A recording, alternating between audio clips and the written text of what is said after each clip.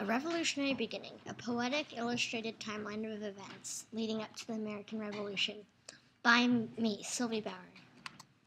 1763, the end was there. The victorious streak of France had come to the end.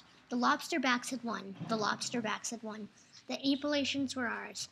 But as our hive of colonists swarmed in, another conflict arose. I see them, the brothers of the bear, the Indians. Pontiac's war.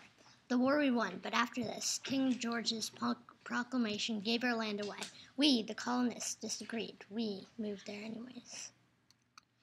The British, they spent much on soldiers and supplies. They decided we should pay. Sugar Act, the tax on our sugar and molasses. The Stamp Act of 1765 taxed our playing cards. Good God, did we protest. No taxation without representation, we cried. Flaming dragons rose from what was left of the stamps that were thrown to the bonfire. We had no mercy on the stamp collectors. They were turned to birds without hesitation.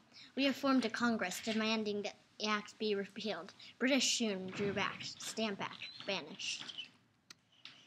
After all our protests, a tax has been borne. It has been but a year since the exile of the stamps. Now it is the Townshend Acts we tried to overturn. Townshend Acts, the tax on glass tea paper. We have boycotted it for some time. We received the king's goods as a present. The good daughters of liberty have been busy as bees, contributing to our nation's fight, spinning thread for clothes. We must give up the luxuries of life. We seek to destroy the acts. These boycotts will soon break the back of Britain's businesses. Oh no, new conflicts has arisen. It is the Boston Massacre. The lobsters have gone too far. Alas, they are killers. King George sent them to control us. Stomp, stomp, stomp. They marched in one October day. In March, there was a confusion and 5 were dead. Oh, whoa. We, the people of Boston, are still shocked. Beware the redcoats. Britain has drawn back once again. The Townshend Acts have died.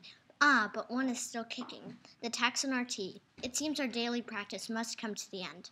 The puppet masters of Britain, Parliament, have passed a new act. The Tea Act that limits us to 1 British tea. We now must protest this injustice. Boston has received 3 ships full of tea as a present. We have decided Boston Harbor will be a teapot. Late one frosty December night, I see them now. Faces as black as coal itself, a herd of colonists who have disguised themselves as Mohawks, the sound of their heels clicking against the ground. They are sneaking to the Boston Harbor. Oh, they have started dumping 342 crates of tea overboard, the water turning black as their faces. They only harm the tea, I noticed, nothing else. I watched them silently approving, silently cheering them on. King George III, our parent, has punished us. This year, 1774, Parliament passed the Coercive Acts. They did not approve of our little tea party. Our port has been blocked, town meeting confiscated.